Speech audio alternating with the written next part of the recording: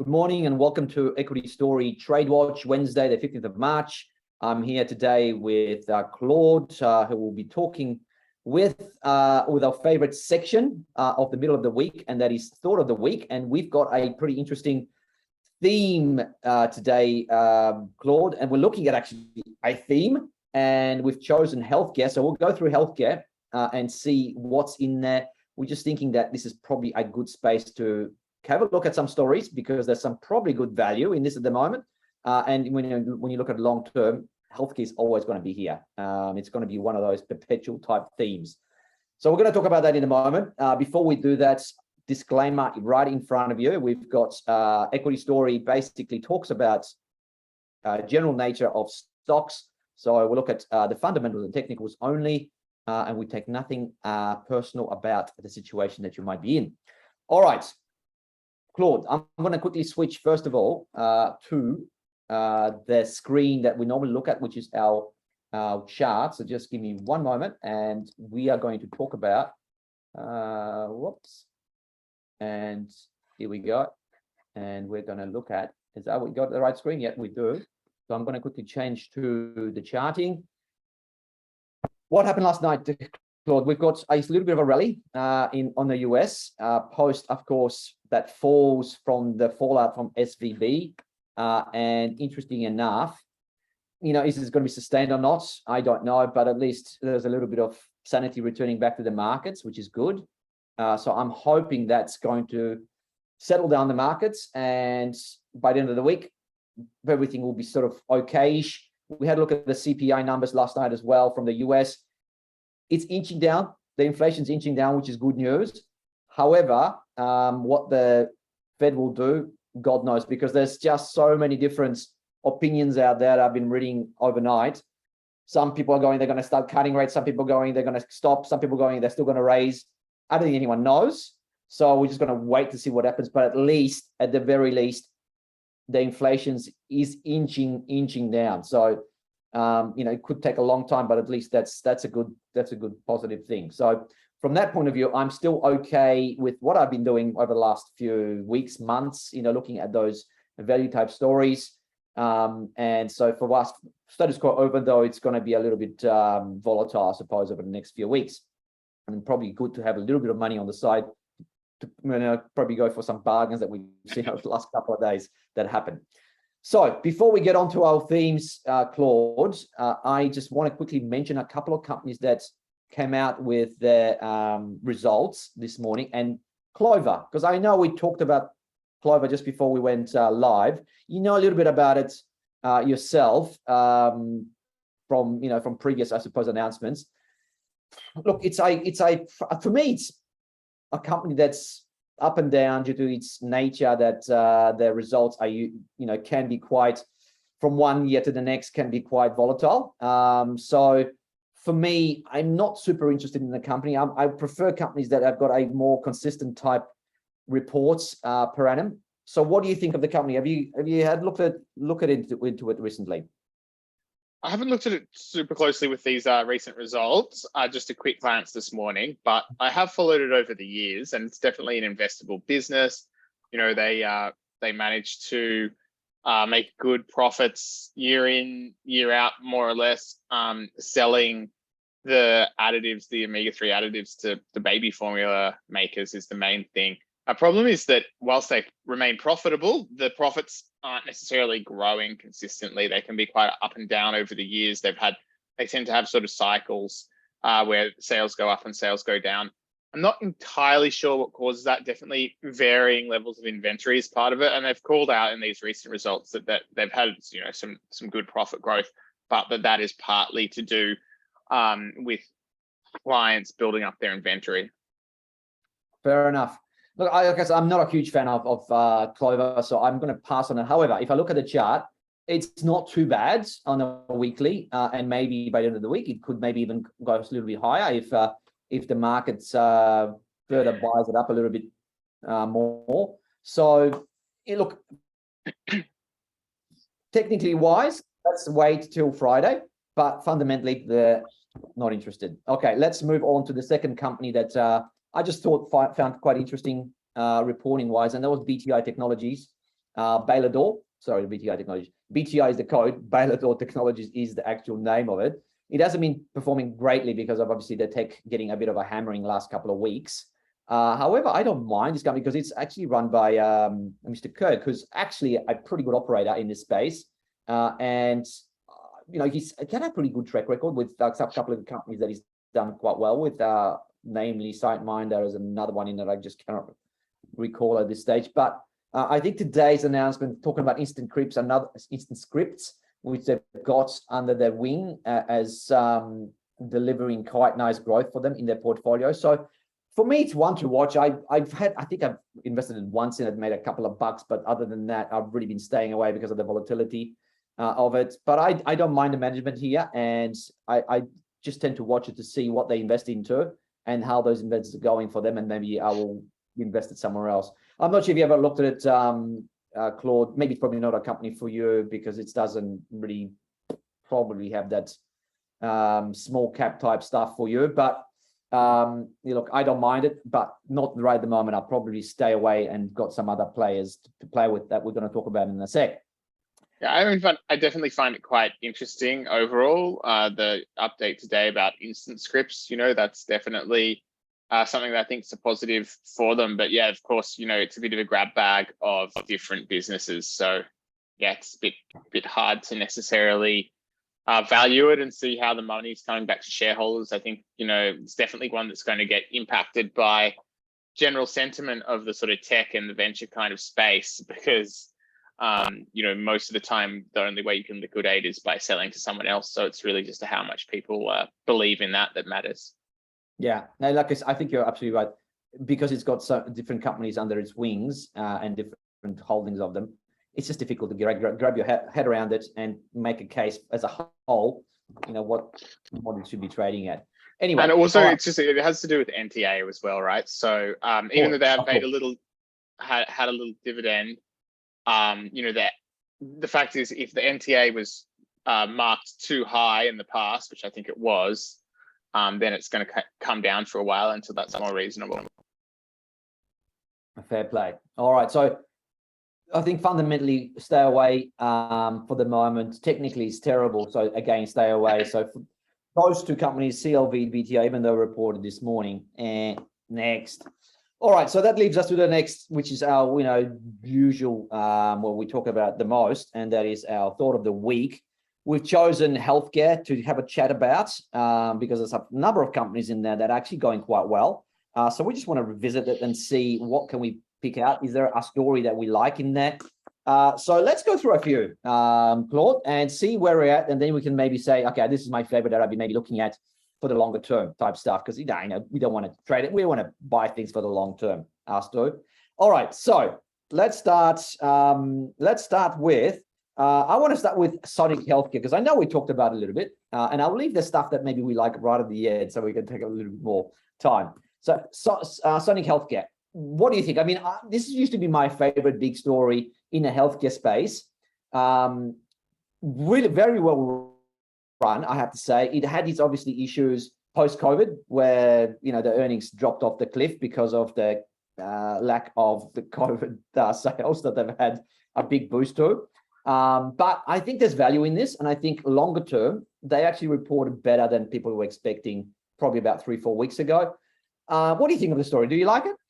I do, yeah. It's probably one of a handful of big caps that I have owned in the past, maybe even multiple times. Yeah, it's definitely one of those large cap stocks that I play in. Now, that doesn't mean I'm like completely blind to the valuation of it. It's not necessarily, one of my companies that I definitely want to buy and hold forever, just because, it's not a perfect business. If it can, in normal times, get EBIT margins of a bit over 10%, that I think that's reasonable, and that's going to, 10% is not right, is it? For this kind of business. Yeah, in normal times, I think actually a bit over 10% is right. And then, of course, that's why I stumbled then, is because actually recently it had super high margins because of all the COVID testing. So what we're seeing with these stocks is, the margins are coming back down to that normal range for this kind of business of maybe 10-15% EBIT margins. And I think now, there was a lot of pessimism in there. There's a lot of pessimism in there as it comes down. People don't quite know where it's going to land. I think that the most recent results started giving people a read on that, what it's going to start looking like post-COVID testing. And then we see the, I think, updated, the updated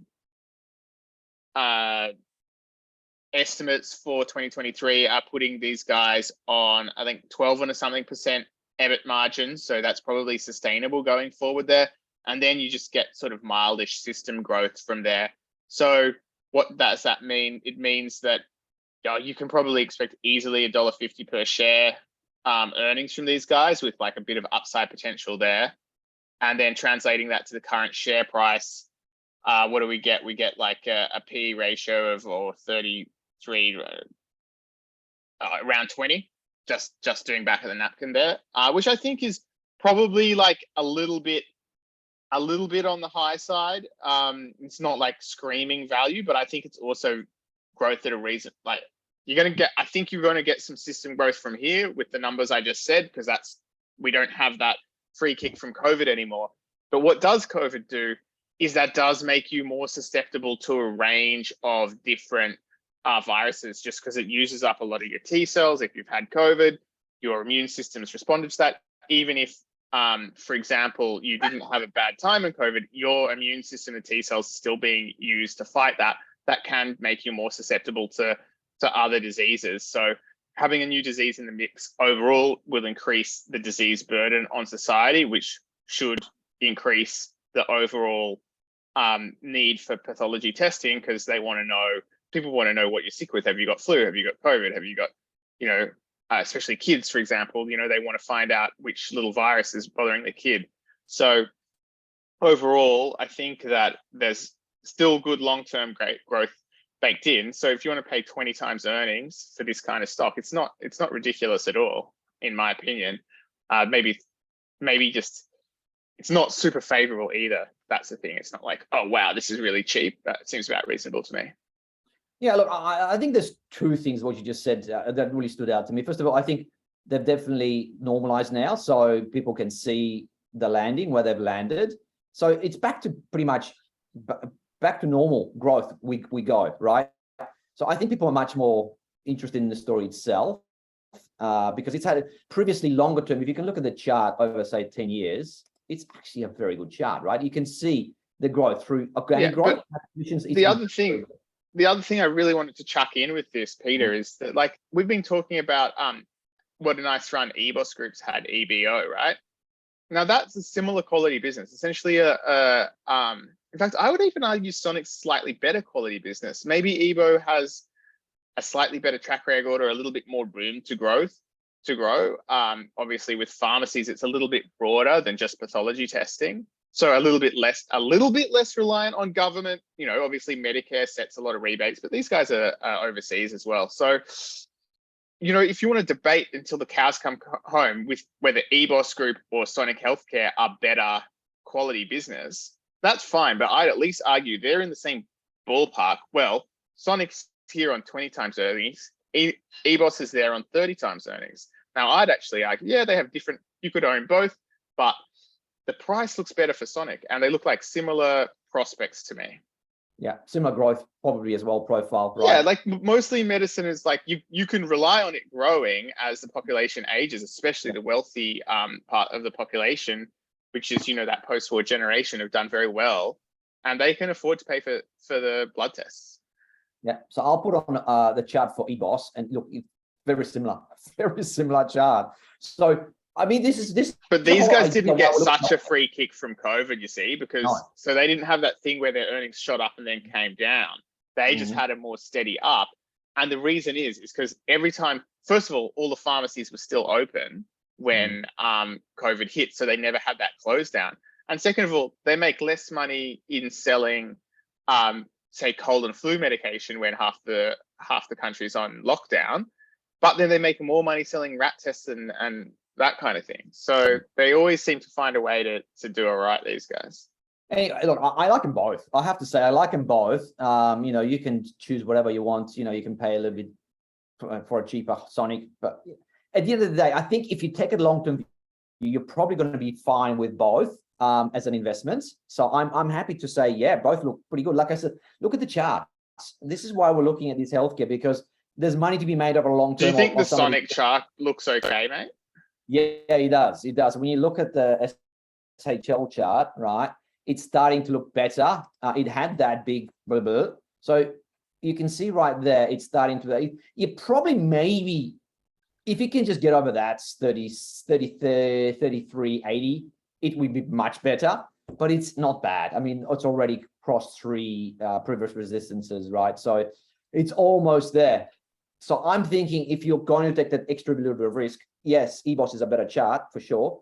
But if you take the little bit of risk thinking that this will get over that 33.80 that I'm talking about in the next few weeks, you are probably setting yourself up for another not a bad little run over the next 3 to 5 years that maybe get back to 40, 45 and 46 bucks. If they can, again, replicate what they've been doing pre-COVID, that is growing quite steadily, that 10% per annum, and adding acquisitions, whatever they've been doing over the last decade or so. So that's the story of it. I mean, I've been following this story for a long time. Claude, I've been investing in Sonic since about 10 bucks, right? A long time ago. So I know that, the way that I've been doing. I haven't been in there recently because of the fluctuations and so on. But again, I'm very attracted to it because I just love that healthcare space, of course, like you do. So yeah, it will probably make my portfolio again sometime, but you can make a case for it right now. All right, let's keep moving because there's a lot of stories to go through. So I quickly want to mention, and if you want to add anything to it, and we'll get to our stories that we want to talk about in a sec. So Neuron. I want obviously some painkillers with this market, but Neuron, incredible run. Look at that. So another healthcare story that's really pumping with its FDA approval, which is nice for its Rett syndrome drug. I want to mention AVH is in that burns / wound care, right? Space again, incredible run. So there's almost like there's life in healthcare right now. You should be looking at some of these stories that we are just talking about. Another couple big ones. So I'm just going to quickly run through the big ones that we've got. CSL was looking good. It's just had a little bit of a maybe pullback, but I still think longer term, great story. RHC, recently we talked about it, starting to just show a little bit of life on the charts that is. So maybe something to just keep on your radar. Cochlear, another one that's it's a big healthcare space here in Australia. So stock in Australia, maybe not my favorite. Maybe it's probably the one I maybe say there's maybe better stories out there at the moment. But look, again, it's trading above trend. You can see how strong this space is, and RMD is another one that's been doing incredibly well. Let's have a look what that is on the charts. And again, it's just maybe you can make a case. Yeah, it's not too bad. It's had a really, it's just too expensive. Maybe that's the only thing. Look at the chart again over the last 10 years, Claude. It's just some of these healthcare stocks. This is why you want to invest into healthcare long term, because their charts are crazy. And of course, your favorite PME, ridiculous, right? You've had absolute killing on that one for over a long period of time. It's still looking great. It's still delivered quite nicely. Look at that. You can just keep getting excited. One I want to mention that we own our portfolio is FPH. That's Fisher and Paykel. I really like the long term, and that's for me another one that's above trend.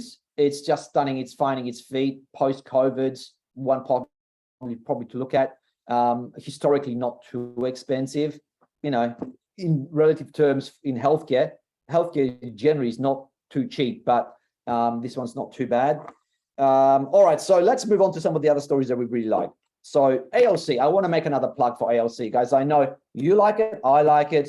We've got big hopes for ALC, and I know it's been probably the only one that's been struggling in that space, but because it's probably more of a tech it's a software. It's a software story, but honestly, it's not going to be Pro Medicus, but it's the closest you've got for a little company that has similar features to Pro Medicus. You don't have 50% owned by the founders, but you do have a CEO she's worked in Alcidion now for quite a few years, or getting on 10. And on top of that, she has worked before that in one of the main sort of consulting and implementation style businesses that really is close to the selling of this software, right? Mhm. She worked in that previously. So she's really been with this company for a while. She previously bought shares, several years ago now, but around this price, or maybe a tad lower, but around this price. And she didn't sell them. She didn't ditch them when it got to 48 cents or 50 cents or 30 cents. She could have traded the shares if she wanted, but she didn't. And which to me says that she's in it she's got a long-term mind frame there with this. So I just think this one's ready to absolutely explode if and when we do get a bull market for the tech stocks again, like a proper bull market, which could be, by the way, a year, 2 years. I have no idea. Like this, it's not like I can, if I knew when that was going to happen, I'd just, I'd be already so wealthy that I didn't need to work. No one knows. But the point is, I think this is well positioned when that does happen. So if you believe that tech stocks will ever have their day again, the actual business underlying here has just continued to go in the right direction. And I really hope if they can do that, then they're going to start really looking good. And there's going to be a bumpy few years now. They really need to try and get profitability. Look, there's going to be some timing of contracts. UK NHS has had all manner of disruptions in the last year. So there's some risk that their actual numbers for FY 2023 come in slightly below what they've been saying they were expecting. But I don't think that's going to change the long-term story, because most likely that won't be to do with them losing contracts. That will just be then to do with, the contracts coming slower than they would like. They're in growth mode at the moment. That obviously comes with expenses, but fast forward a couple of years and they're probably looking quite strong. Yeah, look, I agree. I think, unfortunately, it's a bummer of a time at the moment for tech stocks in general. And even though this is a healthcare stock, it is a tech stock. So it's just going to get plugged with that, which means it's going to be painful for a little while still, Claude. So I agree with you there. So you've got to have a really long-term outlook. And I know, it's if you are strictly trading this, you're not going to be in this, of course. If you are looking for the long term, if you're still in this, then maybe you just set your price target here. If you're in this at around, I don't know, 10 cents is your last line of defense. I know it's a big loss here, but sometimes you just got to take some pain to get to a destination, right? So I'm okay with that. I wouldn't be overexposed in it, by the way, but having a little bit of it doesn't hurt, or it shouldn't hurt too much if you've got a little bit of it in your portfolio if you're diversified enough. So for me, look, I like it, like you said. I mean, I agree with everything you say. I think it's going to be quite good over a long period of time, as long as they obviously execute well. But it is, unfortunately, it's a time thing. It's just got to have some patience with these things. All right, let's move on. So there's two stories now we want to talk about. So you have a little bit more of a focus on IDX, and I've got a little bit of focus of TLX. So let's look at them both. Tell me about IDX. Yeah, so IDX is another one that I've followed for quite a few years. These guys are in radiology imaging, one of the smaller listed players. Mm-hmm. And, quite frankly, I think you've got to take this business with a little bit of a grain of salt. The management have not been great. They always have funds in and out of them. And I cannot escape the feeling that, if something were to go good or bad in this company, there always seems to be, the funds always seem to be on top of this. Then they're always trading in and out of the stuff. So I have no idea what's going on there. I think that, a lot of funds look at the Medicare data and try and use that to tell how things are going to go for these guys. So yeah, probably actually trying to say it's not the best short-term trading stock, because there's a lot of ways to get information about these that people can do. And so unless you're doing all that, yeah, it's hard to trade. I've looked at that data myself. I actually don't think that there's heaps of advantage to be gotten, trying to short-term trade Medicare data. I think it's the longer-term trend you want to be your friend. And the other thing you want to do is you want to be buying this company, basically because it's capital intensive and has its ups and downs because it's got a lot of operating leverage. You want to actually theoretically you want to be buying this when it's on a slightly higher multiple of depressed earnings, and then selling when the earnings go well for a while. And the reason that I'm interested in it now is because in their most recent results, the results were an improvement on the prior corresponding period. That doesn't mean too much though, because COVID messed with all that. And most importantly, they were saying in the absence of unforeseen extraordinary circumstances, the second half is expected to be materially stronger than 1H FY 2023. Now, I say that, that language to me implies that at its worst, this thing's on like maybe 19 times FY 2023 earnings.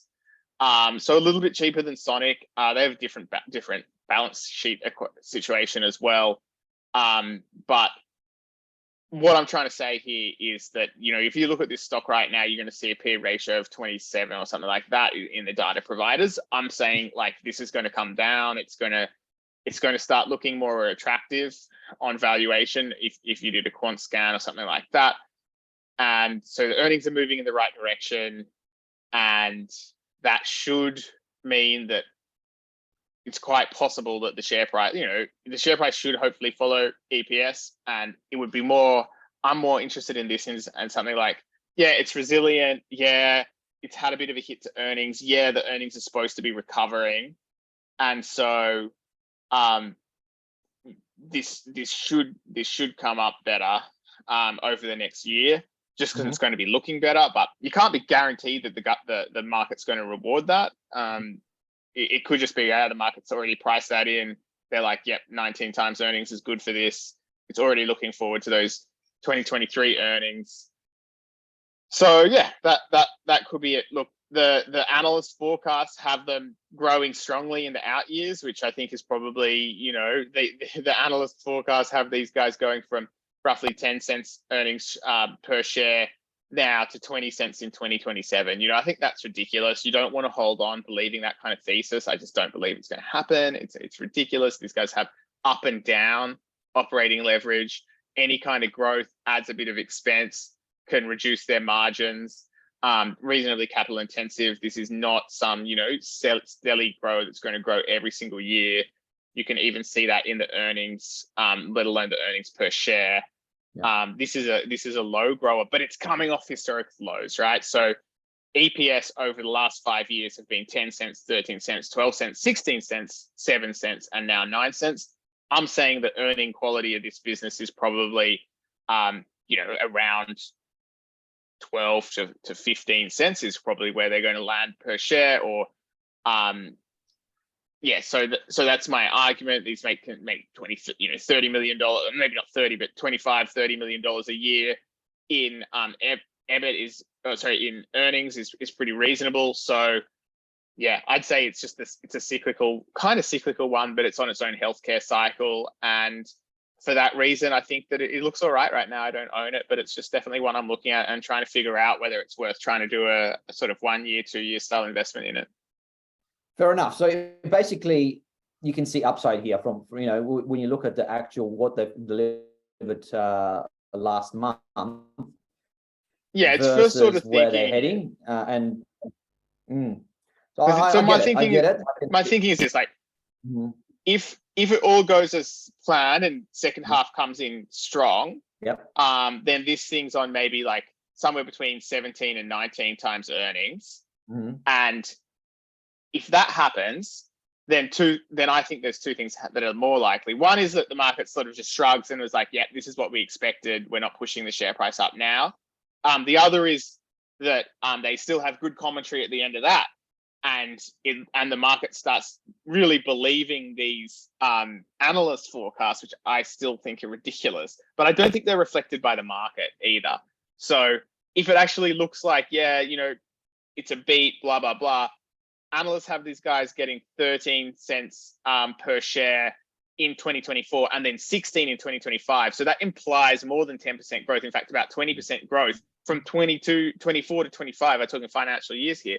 So that implies that you'd get a fairly decent multiple of 13 cents. So that's where I see a little bit of upside with these guys. But yeah, let's see just how that goes. All right, fair enough. I don't mind this. The chart at the moment is not great, so you probably just got to have some belief in this, but maybe Well, that's just wait interesting. until, yeah. Because the thing is, yeah, so that is very interesting. So maybe I wouldn't jump in. Like, it's more just, I feel like these guys are on track to have a good year, but then long term, I'm not sure if they can actually live up to the growth expectations. Well, I think the market's just waiting for the confirmation that they are going to hit their probably targets by the second half, right? So maybe that's the reason why it's just trading under. But I do get the thesis here that it's a business that's recovering and could recover quite well and actually deliver some decent improvement over the next 2 years. So completely get the thesis here. All right, thank you for that. I am going to quickly go through Telix, which is probably my favorite at the moment in this space. And the reason why is its portfolio of, I suppose, when I call it drugs, it's called imaging, prostate imaging diagnosis type candidates that they've got, right? And the one that they've really set the imagination for the investors out there is Illuccix. So if you look at the actual presentation from last month, I think, you've got strong growth in the revenues. So let's look at the numbers here. So we've got, first of all, commercialization, which is, a big event in a life of a company, which was nice. So they got the regular approval. They've got a number of candidates going through different phases right now. So it's one of those possible big winners over the next coming years if they can, of course, get some of these other candidates to commercializations that they've got. And you can see the total revenue was 160 million. So it's not as if it's, a little diddler that's got nothing going. They've actually got some really strong growth here. Cash balance 116. And I know there's big still losses on the books, 104 million, right? So we understand it because they've got, like I said, many things going on at the one time. So there's a lot of expenditures going on, which they probably need to rein in anyway, right? Otherwise, they're going to have capital raisings every 5 minutes. But I like that they've, like I said, they've got already a product that are selling, and they've got a number of others that are going. And this is products for big cancers here. They've got prostate, right? They've got kidney. They've also got brain. So they're looking at various different illnesses or issues that potentially have got big addressable markets. So for me, I love it. I love this company that possibly could be a winner. And you can see this is the pipeline they've got here with the oncology rare diseases. The first one they've got is that Illuccix in the imaging space. They've got the therapy space as well, which is an antibody. So like I say, they've really quite interesting a company for me. And they're concentrating on this PSMA, which is, I think, prostate-specific membrane antigens. That's the key for them, that they're looking at using these galliums, lutetiums that they apply and trying to, of course, de-alienate and pinpoint that there is a cancer, there isn't a cancer. So I like it from that point of view, Claude. And look, I think, like I said, if they've got some sort of further runway to go with this Illuccix, and if they can get some of these other antibodies and small molecules to the markets, if they're successful, of course, I could see this potentially having way bigger revenues they've got at the moment. They've got 160 million odd at the moment. I think they can get to, look, conservatively maybe $1 billion, right? And just on these particular market that they possibly can address. So I've done some little bit, of back of envelope where I can see what the potential is, and I can say it's huge potential. But of course, these things can be fickle. And, we've seen some other companies previously on ASX that they have had a lot of promise, the Mesoblasts of the world and others, that didn't quite meet expectations. Sorry, so I've got a little folio, and I know it's going to be volatile. So I'm just hoping, fingers crossed for me, that this company can do well. Now, chart-wise, let's have a look where it is. So I'm going to go back to the charting, and look, the chart's actually not too bad. It's actually above trend. And again, that healthcare space, we talked about it, is pretty good. Most of the companies are above trend that we spoke about today, and they look quite good and quite positive. So Telix is one that's holding on the trend. If it goes below 645 by the end of the week, I'll probably cut my losses, maybe. But for the moment, I'm still happy to hold on.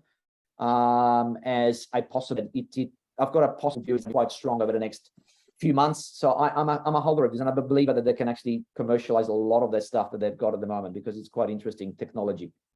So that's mine. I'm not sure if you know anything about Telix, but I'll leave it out if you don't. That's no problems. But I like this. I just wanted to add one quick comment on that, on Telix, which is, it is an interesting thesis, because, you know, it's like essentially at potentially, you know, at an inflection point. And then that sort of like exponential change can be, you know, that can be something that causes a re-rate. So I hope that works out for you. Yeah, thank you very much. All right, on that note, I think we've spoken long enough today. So we're going to cut it off, and I'll bid you farewell, Claude. Have a good day. Thanks very much for listening, everyone. And I'll again see you again tomorrow.